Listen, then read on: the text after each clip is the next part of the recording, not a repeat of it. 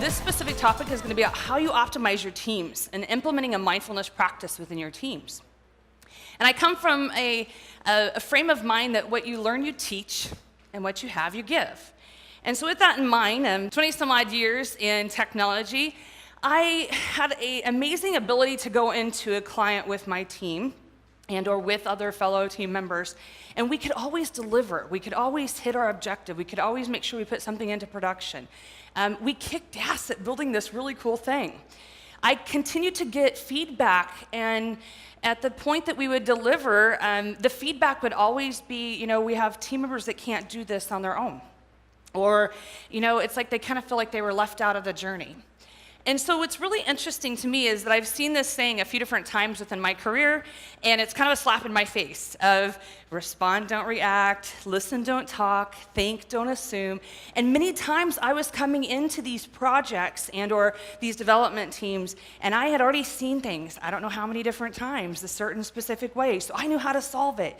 And it was a moment for me where I realized that there was a disconnect for what it was that I felt like I was being able to provide to the client and really truly what their experience was. And so I needed an opportunity to introspectively try to figure out what was that disconnect. And so I went to, start my own research and learned on mindfulness and neuroscience and emotional intelligence. And the interesting thing that I came about from myself was that the brain is this operating system with all these different programs, and most of the time, they're running on their own. They're automatic. I don't even have to think about them. But then there's these points in my life that I have experiences or interactions where all of a sudden my mind has created these patterns. And some of them are great, like it makes me really efficient at doing my job. I can develop that software. I kick ass at developing software. But some of the patterns that I was doing weren't always healthy and potentially caused either an emotional trigger for me or sometimes an emotional trigger for other people. And it's interesting because we are not robots. We have to have that emotional side, but how we practice, how we understand these patterns that come up in our life that can cause those emotional reactions was key to my findings.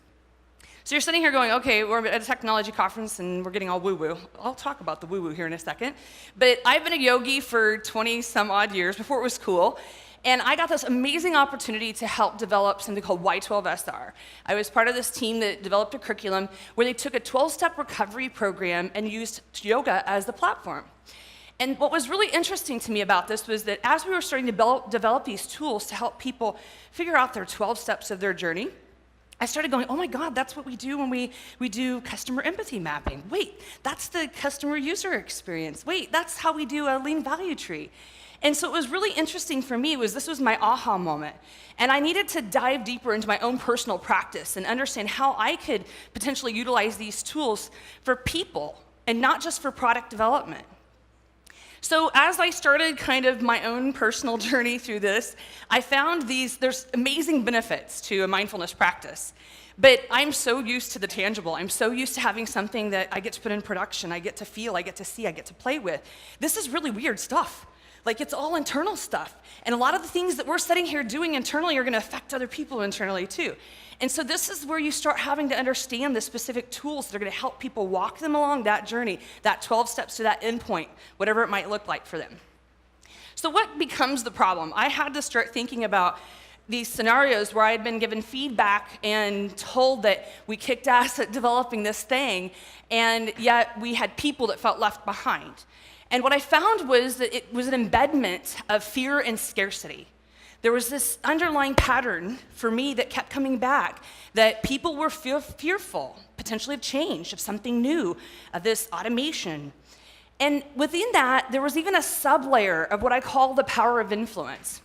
And this power of influence was really blatant in my face, because some of the clients I was working with, as people were getting to higher levels and our statuses within companies, it was interesting because their power of influence became higher. And all of a sudden now we were coming in here, we as ThoughtWorks team or other prior teams, we're coming in here and we're building things and we're automating things and we're transforming things. And that is creating change.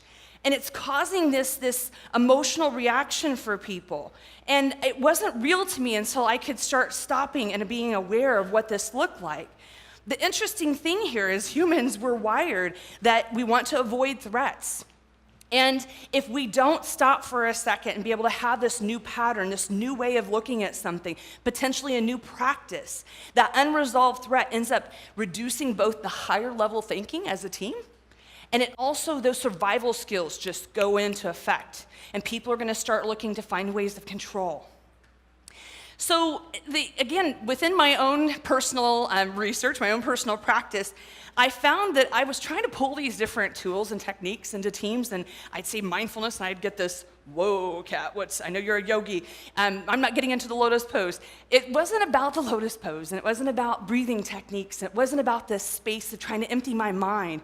When it came down to it, it was literally this core act of being aware, of being able to understand and be aware of my own thoughts, my own emotions, my own physical sensation, and even the awareness of others around me. So there's a quick tool, and this is gonna sound goofy. If you're sitting right now here in this room, where's your tongue in your mouth? Is it behind your teeth? Is it on the top of the roof? You chewing gum? Is it going all over the place crazy because I'm asking about your tongue? Where are your feet? Are they flat on the ground? Are you crossing your legs?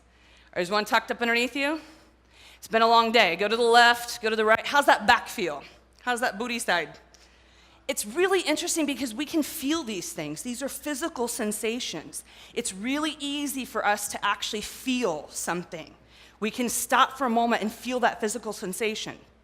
Wouldn't it be cool if you had a tool that allowed you to stop for a moment and understand what's going on in your mind? Take an awareness moment of where your emotions are at? Be able to have a tool to be able to work within your teams to understand how they are seeing and are perceiving, how they're thinking, and how they're emotionally charged by something. So our triggers, it's interesting for me, and let me back up for a second. I found that there was two parts that I had to focus on for my own self as I was starting to work within my own mindfulness practice. And one was this need for self-knowledge. And because these triggers, and again, remember, our brain is over here. It's this system, that's operating system that's got all these programs running. And we have all these interaction points, these experiences within our life that have created patterns that our mind is trying to utilize to keep us going. Some of those patterns are good, some are not. Some create an emotional reaction. And a lot of those triggers, whether it's for ourselves or people in our teams, or even sometimes our clients or fellow colleagues, come from these stories that we create. Past experiences, bias, judgment, personal differences. And what's really interesting is when we lack that emotional resilience and we don't know who we are deep down inside, we will be emotionally triggered faster. It makes it where it becomes a blocker. So there's a specific tool related to kind of knowing yourself. This is just a little breadcrumb that I enjoy using what I call the CIA, control, influence, and accept. And I'll give a scenario with a client that I had worked with. And it was really interesting to me because I'd walk into this meeting repeatedly and have this weird angst, like feeling in my chest, like I don't want to go into this meeting. It's going to be a total, And you know that feeling. I'm sure many of you have gone into something and you're like, oh, I'm just dreading this. So if I stop for a second, I had that physical sensation, just like where our tongue is in our mouth, that physical sensation. I could go backwards and start mapping, okay, what's the emotion behind this? The emotion behind it was that I was annoyed and perturbed and pissed off. I didn't like these meetings. Okay, why is that happening? Okay, let me think about that. I was able to isolate it. There's this specific person that's in this meeting, and they speak over people a lot. And it's 20 people in the room, and we never get to hear everybody's voice. So when I mapped back, again, that physical sensation to the emotional charge to what I was thinking about, all of a sudden, I had this person, and I had to think about, why do they do this? I had to have empathy for, why would this person talk over everybody? Is it because they're credentialing themselves, they're new to their job, they feel maybe their own level of fear? Again, remember, we're coming in and we're changing things up, we're helping automate, sometimes we're taking away, sometimes we're adding to. And so with this concept of looking at your CIA, your control, influence, and acceptance, I had to stop for a second and determine, how could I help? Could I control that person? Could I influence that person? If I empathize with that person, is there something that I could potentially do to support them? The second focus that I have found within my own practice is open awareness. And I love this because it maps so closely to when we do customer empathy mapping. Again, taking that same scenario, when I look at that person as a human, that situation, that problem, that project, that whatever, that client that's underneath my skin, and I have empathy for them, now I can break that down, just like I do for clients when we're sitting here building a product. I can now sit here and instead of looking at it from an end user perspective, how to look at that person and understand what they think, feel, hear, see, say. What if I can break down and understand a little bit further of how to interact with them possibly differently? So I can have a better relationship, a better communication style. So this is, it's really interesting to me when I stop and step back and think of the path where my career has been. It's various technologies. I started my career in AS400, Sys36 days, and various technology stacks. And it's interesting to me because as I have found that when we have not been successful, areas of barriers or blockers, it always comes down to people. So we can build, again, this really cool stuff, but if we don't bring people along on that journey, we seem to have problems. And just as we go into refactor code, to refactor process at times, how about we look at how we refactor ourselves and our teams? So mindfulness, real quick, for just to wrap up, is there's one other thing I like to talk about, is mindfulness to me is truly, it is to free your mind of habitual ways of thinking and reacting. There's another quick tool, an anchoring tool.